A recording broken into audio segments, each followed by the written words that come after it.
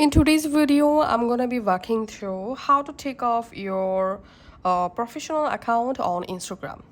So go to your Instagram and tap on your profile. To go to your profile page, as you can see, currently I'm using the professional mode for my Instagram. Now to turn it off from your profile, tap on this menu to go to your settings and privacy.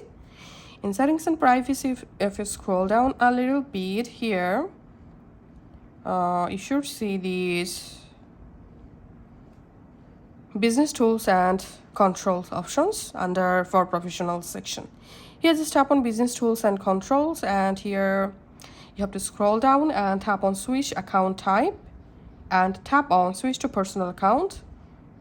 Tap on switch to personal account and then your Instagram business account will be turned off. Now if I go back to my profile, if I reload, as you can see, the professional dashboard is now gone. So that's how you can actually take off our professional account on Instagram. Thanks for watching.